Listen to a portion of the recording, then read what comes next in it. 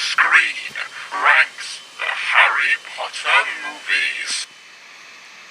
Hey guys, Lucas Green here, and thank you HalfBlood for the wonderful introduction. As you can see, I'm in anime form and I'm in my cat form. Long story short, I got stuck into my animal form because in Harry Potter, certain characters have animal forms. I took a quiz, turns out I'm the cat, how ironic, and well, I'm stuck in this form until I get this video done. Well, that being said, I'll be doing the Harry Potter ranking the movies, and this is it, so let's hope this form will not distract that from that. With that being said, it's time to do the ranking of the Harry Potter movies. Let's start off with the countdown. Okay, I should mention that we're not including that mystical beasts and where to find them movie, because that's not a Harry Potter movie. With that being said, we're just doing the regular 8 Harry Potter movies, just to be clear. So, with that being said, no more interruptions, we can finally do the ranking of the Harry Potter movies. Oh, and by the way, why don't you say a random Harry Potter movie now out of the 8, just to see which one you think will make it to the top spot. We'll see what place yours comes into. So just say a random Harry Potter title out of the movies, and we'll see how far that one goes on the list. 8.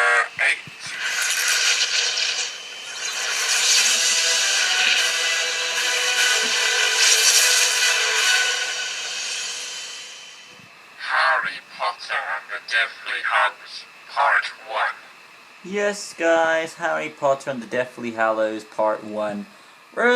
This is kind of an easy one, because this one's just set up for the finale, so it doesn't really have much focus than destroying parts of Voldemort's soul, which are the Horcruxes, in order to beat Voldemort himself, or weaken him at the very least. I will admit that there is one part of this movie which has been stated out many times, which I'm going to say now, the problem with it. Hermione Granger decides to erase the memories of her family, including erasing all memory of her existence. So, I'm just thinking to myself, so if any family member comes over to ask them, where's your daughter gone in those pictures and all that, they're probably gonna say no, and this is gonna lead into a giant court case, which is probably a court case that will say that, oh my god, these people don't remember their own daughter, and all that's left are her clothes. Oh my god, they're murderers! See what I mean? In real life, that's kind of what would happen. But, you know, screw that. We gotta focus on, you know, the trilogy of these three... Trilogy? As in, trio of these 3 kids. Well, teenagers, or whatever.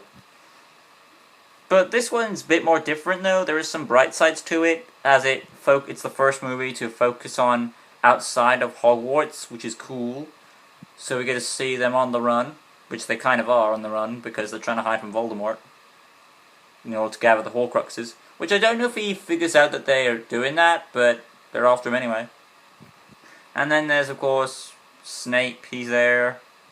Turns out he's a bad guy. And I say bad guy in a vague sense, because, well, I haven't said that, but this entire video is meant to be spoiler alert, so if you're not, I don't know why you're watching this if you're never seen all these, but it's kind of hard, but you know.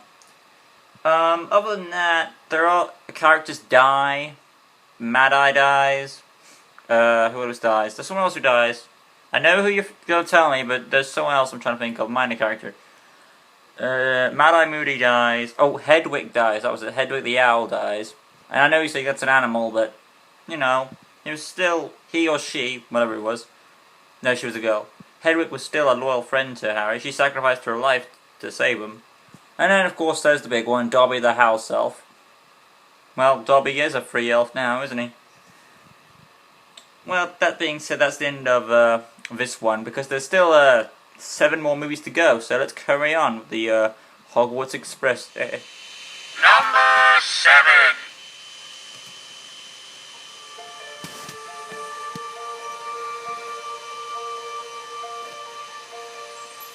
What you're looking at are memories, in this case pertaining to one individual. This is perhaps the most important memory I've connected. I'd like you to see it.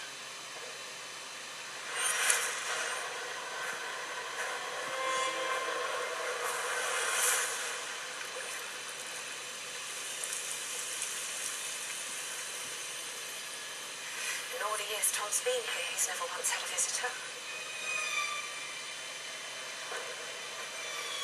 You're the doctor, aren't you? No. Who are you? Well, I'm like you, Tom. I'm different. Prove it.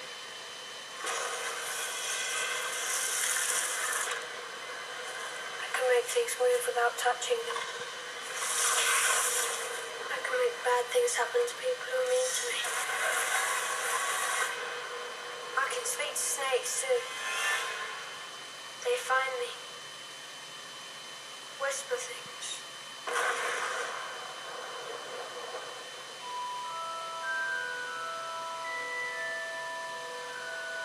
Did you know so? That Did I know it was one of the most dangerous dark bushes of all time? No. Harry Potter and the Half-Blood Prince. Yes, guys, Harry Potter and the Half-Blood Prince is at number 7. It's better than Deathly Hallows Part 1 because of obvious reasons. It has a few iconic moments. Firstly, Draco is turning to the dark side, as in joining the Death Eaters, otherwise he'll die too. Albus Dumbledore dies in this. By the time they snuffed him out for the finale. But I appreciate that they did that before the finale, because I didn't want Harry Potter to rely on Albus for help. So he's the one who has to kill him, so Albus was kind of a crutch in a way. So I'm glad he was killed off in this one. Another topic, Snape's loyalties are questioned, which side he's on, when it's revealed, oh my god, remember what happened? Remember in the first movie where I thought Snape was a bad guy? He's a bad guy in this one actually, oh my god. But that gets shafted later on down the road, but some people might have seen this coming if they've read the books, but you know, Snape's the one who has to kill him. But it's not that he wants to kill him, it's that if Draco fails to kill him, he has to kill him. So, yeah, and I like how Dumbledore said, please. Like, at that time you think, please don't kill me, but later on it's real, please, do kill me. Yeah, so. Overall, though, Harry Potter himself, he does learn new spells, like Sectum Sempra, which is one from the Half-Blood Prince, which turns out to be Severus Snape. And that spell, Sectum Sempra, is a sword-slashing spell, which nearly killed Draco Malfoy in the toilets. Because he didn't know what that spell does, and it basically slashes the opponent so hard that you lose nearly all the blood out of him. And when he realizes what it's capable of, he gives the book up to stop teaching him things. He gets Liquid Luck to learn one of Dumbledore's old memories, or no. He has to get Slughorn, who's the new professor, who has a memory of Tom Riddle, to figure out that he's got Horcruxes planned, which have parts of his soul. So, there's a few things in this movie that are good. The only problem with the movie is, I guess, it has too much Vaseline on the lens when you watch it. I mean, seriously, if you watch the movie, there's like this weird Vaseline-ish effect when you watch the movie. Like, it's all trying to be all hazy and mysterious. I mean, I get it's getting darker, but cut down, it's not that ghostly. Still, there are some other plots that are in the movie I don't really appreciate, but there's still some good in there, and that's why it's up to its spot at number 7 on my Harry Potter list. Number 6. if Voldemort's building up an army, then I want to fight.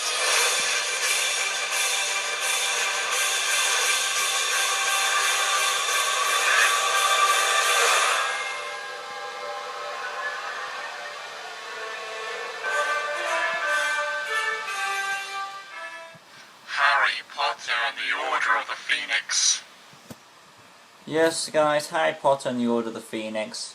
It's got stuff in there that I enjoy more than Half-Blood Prince, because Half-Blood Prince, like I said, has a Vaseline on the lens, which is hard to enjoy the movie. But with this, there's quite a bit to enjoy. The Room of Requirement is introduced, which is basically a room which shows up wherever you persons need it. Dolores Umbridge is introduced as the worst teacher ever.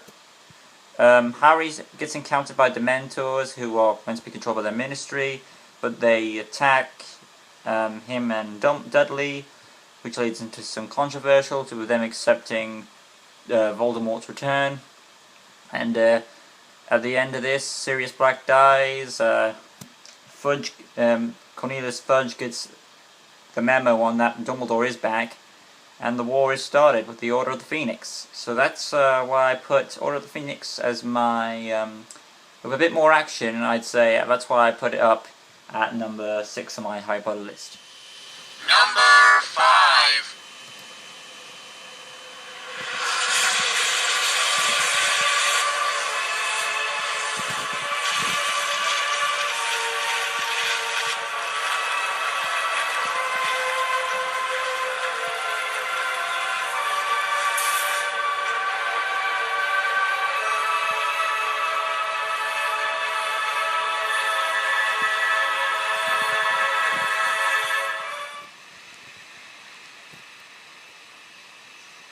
Okay guys, this is leading up to that point. Harry Potter and the Deathly Hallows Part 2. The finale of the Harry Potter series. I'm not counting, like I said, I'm not counting the Mystical Beasts movie, because that's not even about Harry Potter at all. Well, it's probably about the magical world about Harry Potter, but it's not about Harry Potter himself. But anyway, getting on to the point, this is my number 5 favourite movie out of the Harry Potter franchise. So, it all leads down to this big battle between Dumbledore. God damn it, I said Dumbledore wouldn't be his crutch. Between Harry and Voldemort. He's got his friends. Turns out he basically finishes off some of the Horcruxes. He figures out that he's also a Horcrux, which you I'm guessing because of that scar symbol or something. He discovers that Snape is a triple agent. He was pretending to be bad, but he's really good. And then in this one, he's really bad, but then he's back good. Whatever. And then Harry and Voldemort have their big duel with deaths, relationships being formed. Mind you, the Hermione and Ron relationship, well, from what I've been told behind the scenes, Emma Watson felt like it was incest, which I can't blame her, because those three were like kids, and yeah, we're leading into awkward territory.